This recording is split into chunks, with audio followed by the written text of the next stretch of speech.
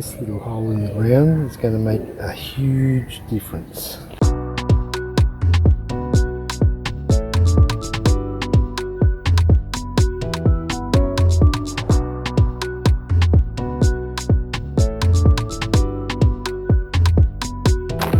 Yes, we decided to get a bore to combat the irregular rainfall and therefore irrigation, and also to combat dry season and be able to irrigate our plants all year round. And yes, we got a gusher, but boy, that was over 24 hours after they began, and there was a fair bit of anxiety and stress going on until they hit water, because if they don't hit water, you still got to pay them, and it wasn't cheap. They had to bore 78 metres to hit water. We originally were going down 60 because according to the geological survey, that's where the water was, but they had to go down an extra 18 metres.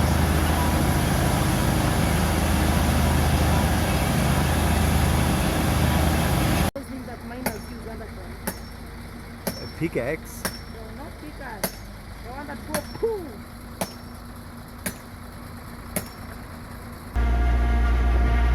Each piece of the drill, I believe, was 4.9 metres. So what's that? They had to use about 17 pieces. Would be about right, just off the top of my head, to get to water. We didn't think we were going to get any water, but we got to the point where we thought all hope was lost. So, gee, when the water gushed, you can imagine the relief.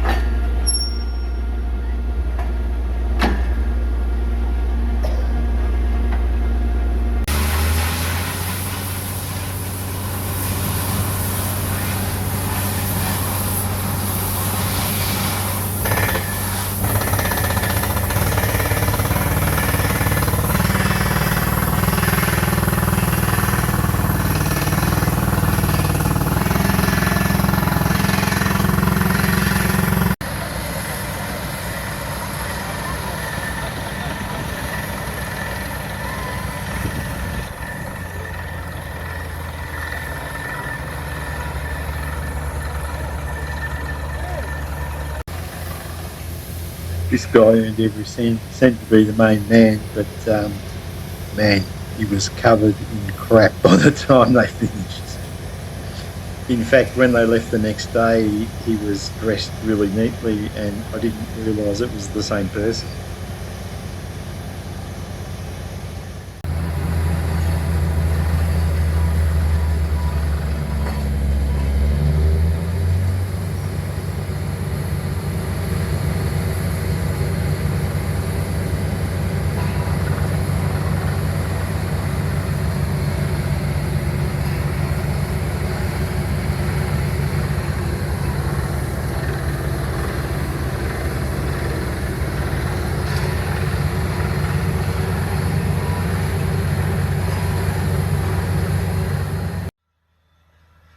So day two began, and as the morning wore on, I was beginning to lose hope, because I could see that nothing was coming out of the bore, and the body language of the guys who were working wasn't great. They were all looking a bit defeated.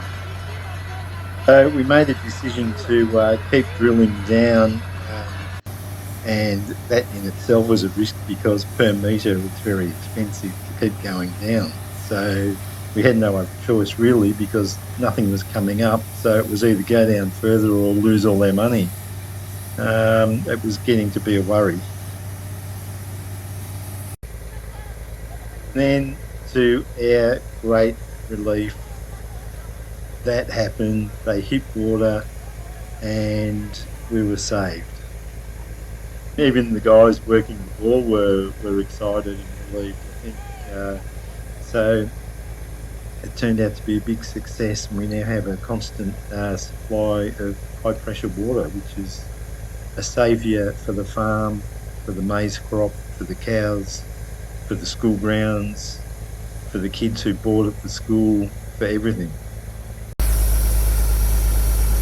A minute there I felt like the Beverly Hillbillies when they hit oil. Texas tea.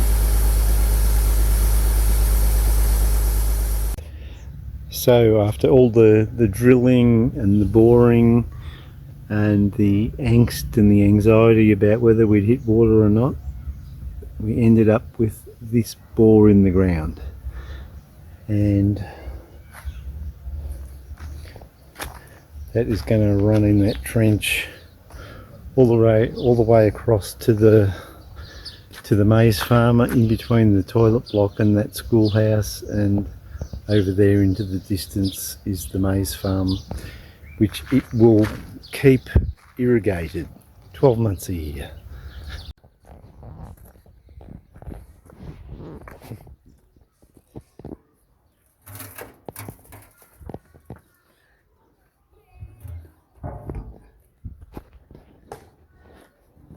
This gate needs replacing.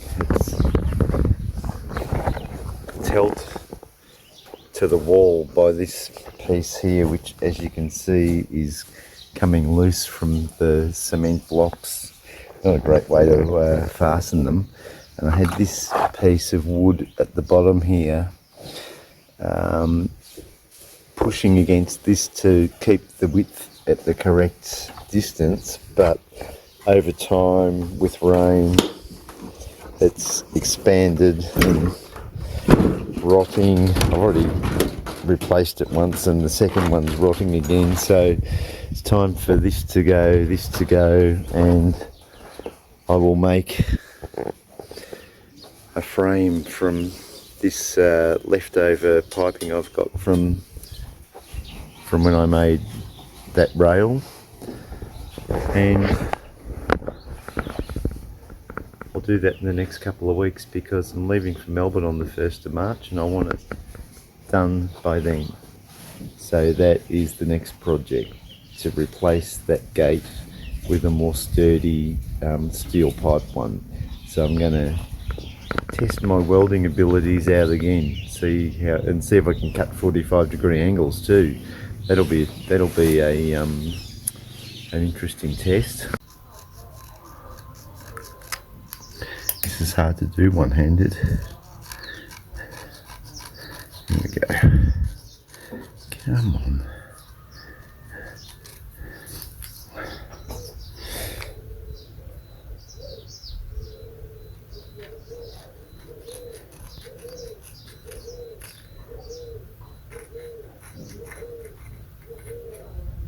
Okay, I'm now going to attempt to cut accurately these 45-degree cuts on each end of what will be the horizontal bar of the frame. Okay, so first part done. That end and that end. Hopefully it all lines up, but in my COVID-y predicament at the moment, that's enough for me for this morning. I've got them clamped.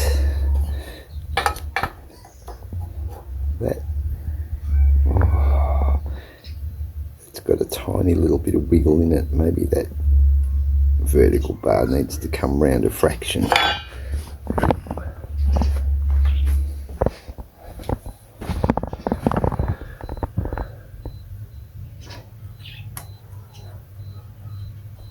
Try that.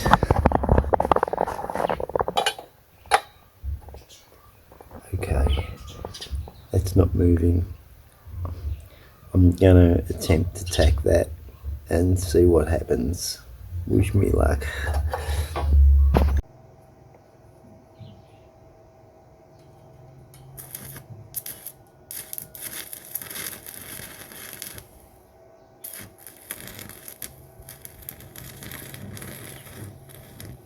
So I've ended up with these joins on the 45-degree angles. I probably put massively too much weld on them because I was scared of it not holding properly. And that one had a little gap between the two metals, so I had to fill in the hole and then put more on top of that. So I'm not happy that that's going to hold. I think I'll even put a brace at the bottom end, just so it sits below ground level once I concrete the posts in. I want it to have extra support because I don't trust my welding, and I don't trust that that's going to hold together properly. So it's like a mountain of weld on there. Anyway, better to have too much than not enough, I guess. So my theory is that if I weld that bar across there, which is 9 inches below what is the top of the gate frame, it will stabilise those joints in the corners, and I'll put a couple of vertical ones as well.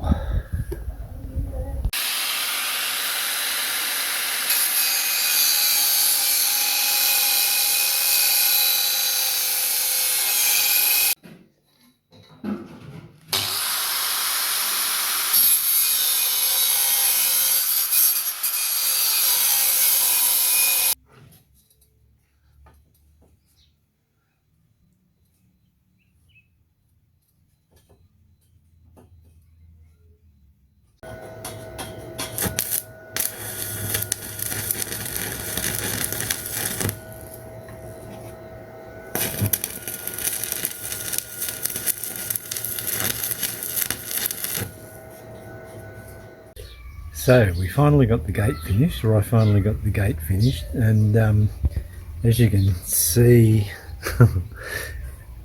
the finished product looks a bit different from what I was making. I think I changed my mind about 5 times while I was in the middle of putting it all together, and this is what we ended up with. It's along with my beautiful artwork on the door, great portrait of my lovely wife. I cut that top piece off that I spent so much time cutting and welding 45-degree corners, because I realised once the actual gate was in the ground, that was making it top heavy, and it wasn't really needed anymore because everything was stable once the concrete set. It was handy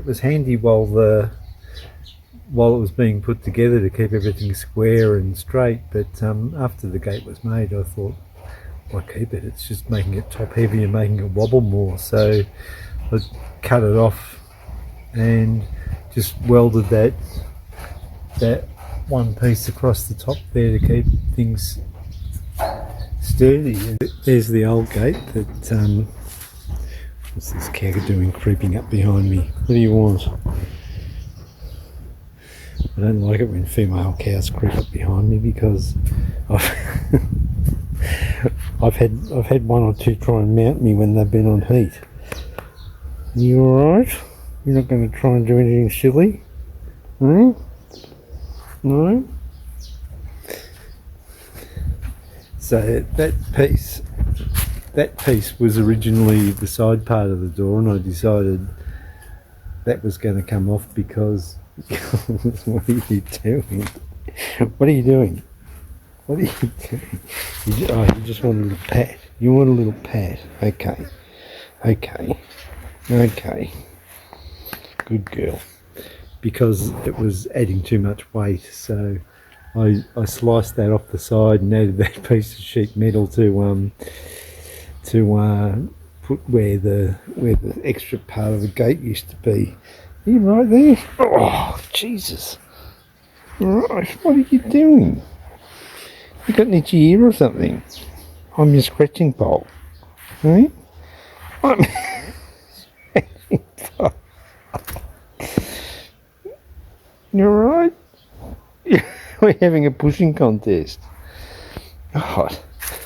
And that was the piece that was on top that I cut off. I don't know, this cow, what are you doing? I don't trust you. I know you're being friendly, but you don't know your own strength. So this was the top piece that I cut off, and that's now a barrier. So